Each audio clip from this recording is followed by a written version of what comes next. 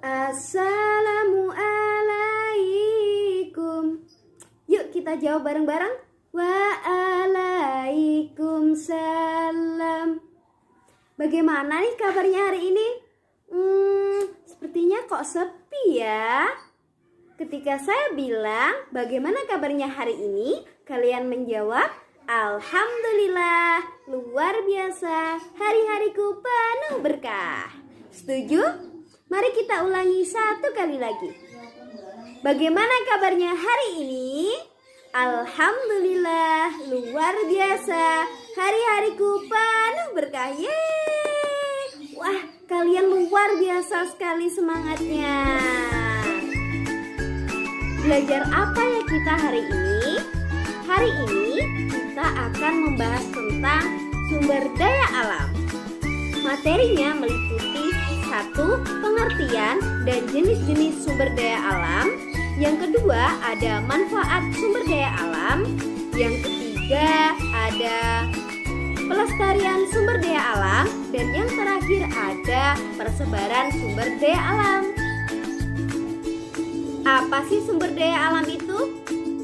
Sumber daya alam adalah segala sesuatu yang berasal dari alam dan dapat dimanfaatkan untuk memenuhi kebutuhan hidup manusia. Jenis-jenis sumber daya alam itu sendiri ada banyak loh. Jika dibagi menurut jenisnya, sumber daya alam dibagi menjadi 2 bagian, yaitu sumber daya alam hayati dan sumber daya alam non-hayati. Sumber daya alam hayati adalah sumber daya alam yang berasal dari makhluk hidup seperti hewan, tumbuhan, dan mikroorganisme. Dalam sumber daya alam hayati itu sendiri dibagi menjadi sumber daya alam nabati atau sumber daya alam yang berasal dari tumbuhan, dan sumber daya alam hewani, yaitu sumber daya alam yang berasal dari hewan. Nah, kalau sumber daya alam non-hayati adalah sumber daya alam yang berasal dari selain makhluk hidup, seperti minyak bumi, batu bara, timah, dan masih banyak lagi. Nah, sumber daya alam jika dibagi berdasarkan manfaatnya dibagi menjadi 3.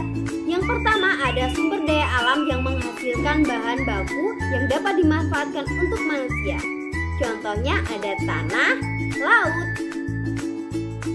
dan hutan. Yang kedua adalah sumber daya alam penghasil energi.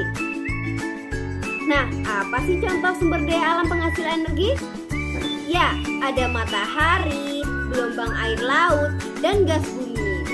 Yang ketiga adalah sumber daya alam yang bisa dimanfaatkan keindahannya.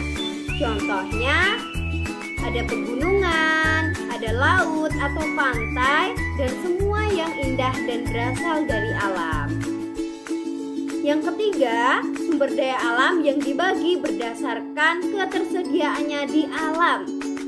Yang pertama adalah sumber daya alam terbarukan atau sumber daya alam jika habis bisa diperbarui kembali. Contohnya adalah pertanian, hasil kehutanan, dan peternakan.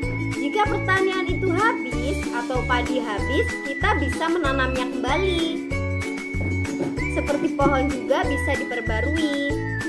Yang kedua adalah sumber daya alam yang tak terbarukan atau membutuhkan waktu lama jika ingin mendapatkan sumber daya alam itu lagi, yaitu seperti minyak bumi, batu bara, timah, emas. Nah, yang terakhir adalah sumber daya alam kekal. Nah, apa sih sumber daya alam kekal? Yaitu sumber daya alam yang tidak akan pernah habis meskipun dimanfaatkan setiap hari dan terus menerus, seperti matahari dan udara. Sekarang kita memasuki poin B yuk. Poin B yaitu manfaat sumber daya alam. Sumber daya alam dapat kita manfaatkan untuk kesejahteraan manusia. Pertama, sumber daya alam dan ekonomi setempat. Dalam hal ini terdapat sumber daya alam hayati dan juga sumber daya alam non-hayati. Sumber daya alam hayati terdiri dari hewan dan juga tumbuhan. Hewan dapat digunakan sebagai sumber makanan manusia, yaitu sumber protein, yang dimana bahannya yaitu susu, daging, telur, dan juga madu. Tumbuhan juga begitu, secara tidak langsung mereka menyajikan bahan makanan untuk manusia. Dan selain itu, tumbuhan juga dapat dimanfaatkan untuk bahan kosmetik, bahan bangunan, dan juga obat-obatan bagi manusia. Sumber daya alam non-hayati. Sumber daya alam non-hayati yaitu sumber daya alam yang berupa benda mati. Contohnya yaitu air, udara, dan juga bahan tambang. Udah pada tahu belum sih bahan tambang itu apa saja jenisnya? Kalau belum tahu, nggak kasih tahu ya. Bahan tambang di sini yaitu berupa batu bara yang pertama. Batu bara sering dijumpai di Sumatera Barat, Sumatera Selatan, dan Kalimantan Selatan. Batu bara dimanfaatkan untuk bahan bakar rumah tangga dan juga industri. Yang kedua yaitu bauksit. Bauksit bahan tambang yang berupa logam yang dimanfaatkan sebagai bahan pembuat aluminium. Aluminium itu sendiri dapat digunakan sebagai pembuatan bahan rumah tangga dan juga pembuatan badan pesawat. Biasa dijumpai di Riau dan juga Kalimantan Barat. Yang ketiga yaitu biji besi. Biji besi untuk campuran semen, biasanya untuk bangun jembatan, bangun rumah, dan lain-lain. Yang keempat yaitu emas dan perak emas, bahan tambang logam untuk perhiasan, biasa dijumpai di Banten, Jawa Barat, Kalimantan Selatan, dan Sulawesi Utara. Beberapa usaha yang dapat dilakukan oleh manusia dalam melestarikan sumber daya alam. Yang pertama, melakukan reboisasi atau penghijauan terhadap daerah atau hutan yang gundul. Yang kedua, tidak meninggalkan titik-titik api saat meninggalkan hutan. Misalnya titik api setelah melakukan kegiatan kemah di kawasan hutan. Yang ketiga, selain di wilayah hutan, penghijauan juga perlu dilakukan di daerah sungai. Yang keempat, untuk mengurangi pencemaran udara, penghijauan juga dapat dilakukan di daerah perkotaan.